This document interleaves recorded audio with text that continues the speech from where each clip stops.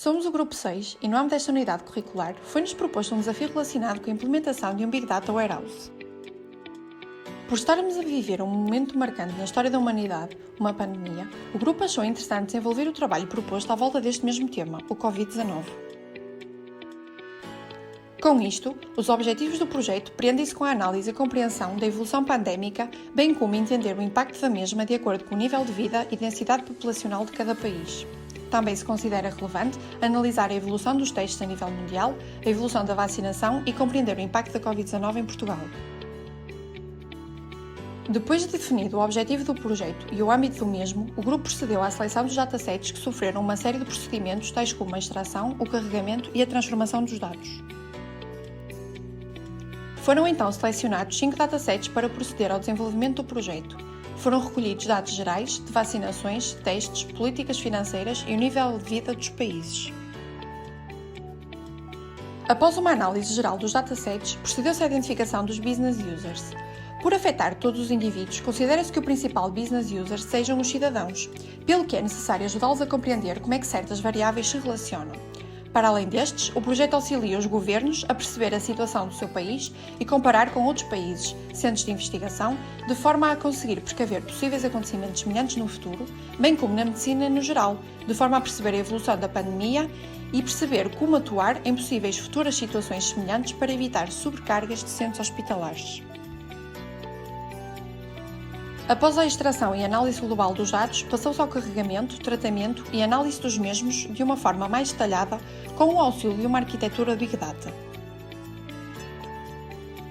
Depois da análise geral dos dados, através da ferramenta Talend Open Studio for Data Quality, os dados foram carregados para um sistema de ficheiros distribuído conceituado, o HDFS. O grupo recorreu à ferramenta Jupyter, com a utilização do Spark, mais precisamente a biblioteca PySpark, para auxiliar as etapas nas quais os dados tiveram que passar.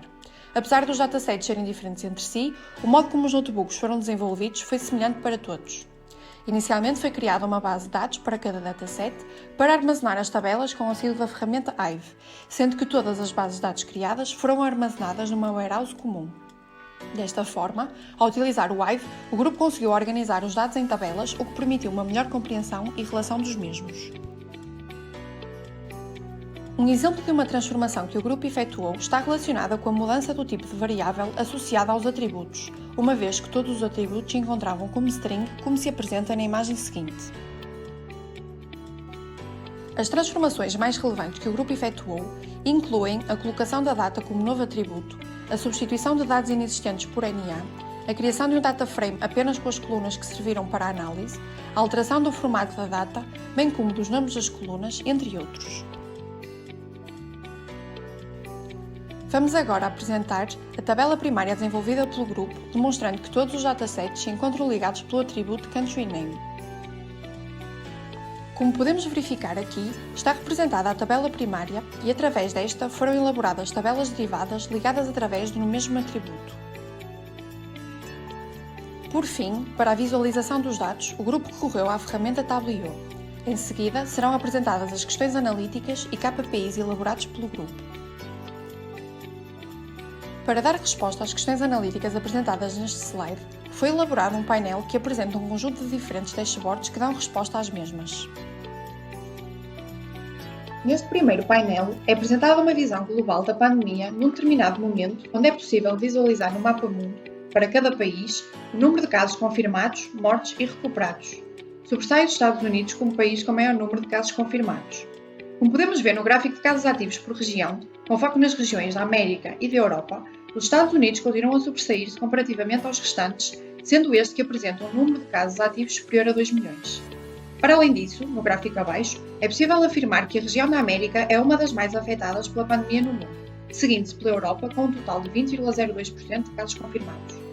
No que toca à taxa de mortes e de recuperados por região, a Europa é que apresenta valores mais altos em ambas as medidas, com uma taxa de mortes de 41,64% e com uma taxa de recuperados de 31,71%. Podemos então concluir que, mediante os resultados apresentados, a América é uma das zonas mais afetadas pelo Covid-19, seguindo-se da Europa, que apesar de não apresentar um número de casos tão elevado como a América, é aquela que se encontra com piores resultados em termos de mortalidade, acabando por compensar devido também à elevada taxa de recuperação. No painel que será apresentado em seguida, para além de dar resposta às questões analíticas apresentadas, foi possível abordar duas KPIs, como o número de testes de um determinado país ter de ser superior a 180 milhões e também o número de pessoas total e parcialmente vacinadas ter de ser superior a 20 e 1 milhões respectivamente. De seguida, foi construído um painel que permite verificar a evolução da testagem e da vacinação a nível mundial. Tem-se inicialmente a evolução da testagem no segundo semestre de 2020, com um aumento exponencial dos testes efetuados por todo o mundo ao longo dos vários meses. Comparando esta evolução com o número de testes efetuados por determinados países, a China é que apresenta um maior número de testes. Isto pode dever-se ao facto da pandemia ter início neste local e, como tal, sendo os dados referentes ao mês de julho de 2020, é normal que nesta altura seja o local do mundo com o maior número de testes realizados. No que toca à vacinação, são apresentados 8 países com o maior número de pessoas total e parcialmente vacinadas, sendo que é possível verificar que os Estados Unidos apresentam maiores valores em ambas as variáveis. Ou seja, verifica-se a capacidade reativa deste país no que toca à testagem e vacinação em massa, tendo também em consideração a sua elevada densidade populacional, algo que será analisado mais à frente. Para concluir, foi efetuado um cruzamento entre a população de determinados países com o número de pessoas que se encontram totalmente vacinadas. Comparando a Turquia e o Brasil, é possível observar que a Turquia, apresentando um valor bastante mais baixo a nível de densidade populacional em relação ao Brasil, possui um nível de vacinação muito semelhante, o que significa que no Brasil a vacinação está a ocorrer de forma lenta e menos eficaz do que em países mais desenvolvidos. Para dar resposta às questões analíticas apresentadas neste slide, foi elaborado outro painel constituído por diferentes dashboards para que assim fosse possível responder às mesmas. Efetuando uma análise ao nível médio de vida dos países, foi-nos possível diferenciar os países com menor e maior nível de vida. É de salientar que a Itália é o país que apresenta o nível de vida mais elevado, sendo o Benin o país que apresenta condições mais precárias. Ao relacionar estes valores com os testes efetuados e a densidade populacional de determinados países, realça-se o facto de a Itália, apesar de possuir grande densidade populacional, conseguir efetuar um número de testes elevado, tendo em conta as suas condições económicas favoráveis.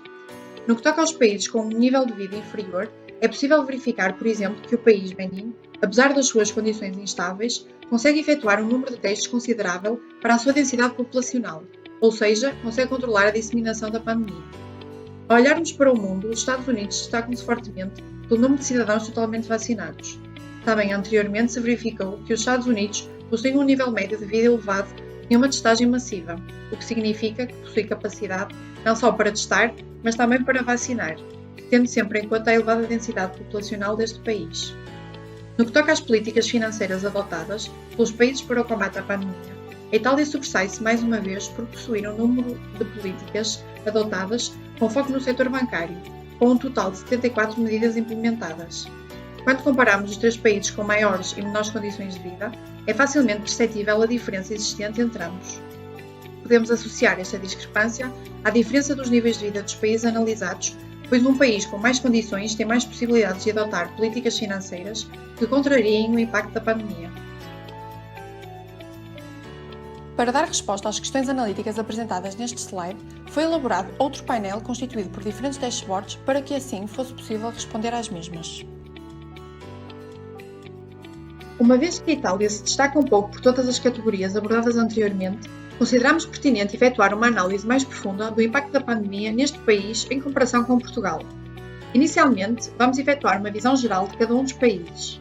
Em relação ao Portugal, consegue-se verificar que apresenta um total de 50.299 casos confirmados, em comparação com a Itália, que apresenta quase o quíntuplo dos mesmos. Em relação aos casos ativos, podemos verificar que Portugal apresenta um valor mais elevado em comparação à Itália, e tendo em conta os restantes valores, este é considerado um valor alarmante. No que toca à testagem, poderemos verificar que a evolução na Itália foi bastante superior a Portugal, assim como quando comparamos a população vacinada. Ou seja, tal como verificámos anteriormente, sendo a Itália um país com um nível médio de vida mais elevado que Portugal, é natural que se sobressaia em todas estas análises. É também possível verificar que, apesar da baixa densidade populacional, os casos por população são mais evidentes em Portugal. No entanto, as mortes são bastante inferiores quando comparados com a Itália. A alta taxa de mortalidade em Itália deve-se ao facto de, no momento da análise, muitos dos casos registados neste país terem resultado em falecidos, ou seja, existiu uma elevada taxa de mortalidade devido à Covid-19. Podemos então concluir que Itália, apesar de ter uma elevada densidade populacional, consegue acompanhar a evolução da pandemia, fazendo os testes que são necessários para a detecção do contágio e efetuando a vacinação dos seus cidadãos, para além de implementar políticas eficazes no combate à pandemia.